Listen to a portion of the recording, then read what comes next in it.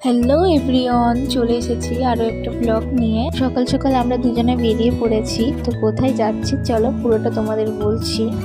ঈদের ছুটি ছিল, তাই আমরা দুজন মিলে বেরিয়ে পড়েছিলাম কলকাতা যাওয়ার জন্য। হুট করে প্ল্যানটা করেছিলাম যে দিদির বাড়ি যাব ঘুরতে। তো ঠিক সেই মতোই আমরা চলে গেছিলাম দিদির বাড়ি যাওয়ার জন্য। সেদিনকে ওয়েদারটা খুব খারাপ ছিল।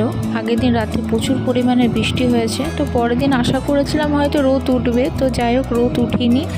আর সকালবেলায় ও আর আমি হাঁটতে হাঁটতে স্টেশনে চলে আসি। আর আমার বাড়ি থেকে স্টেশন একদমই কাছে।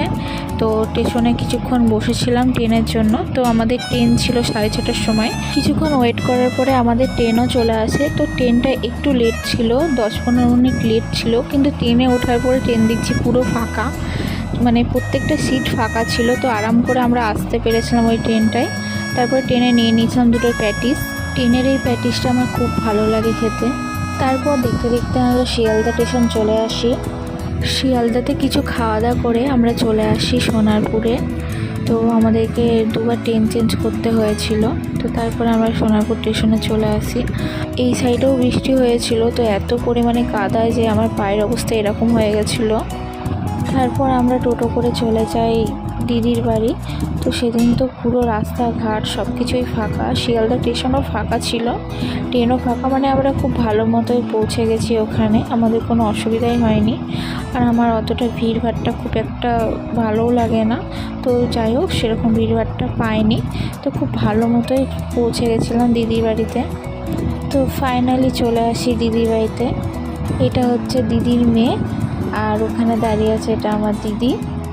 তারপর আমরা ফ্রেশ হয়ে নিই। তো ফ্রেশ হয়ে যাওয়ার পরে আমি একটু রানীর সাথে খেলা করছিলাম। ও না আমাকে খুবই ভালোবাসে, হ্যাঁ, আর আমরা গেছি তো খুবই খুশি হয়েছে। দেন আমরা লাঞ্চ করতে বসে যাই। তো দিদি দেখো কত কি রান্না করেছে আমাদের জন্য। আমরা সবাই একসাথে খাওয়া দাওয়া করে নিয়েছিলাম দুপুরবেলাটা। তো আমরা গিয়েছি বলে আমাদের জন্য দিদি বিরিয়ানি রেডি করছিল।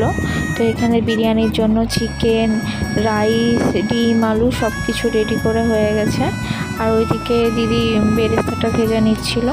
আর দিদির হাতে বিরিয়ানি জাস্ট অসাম লাগে। আমার তো খুবই পছন্দ দিদির হাতে বিরিয়ানি।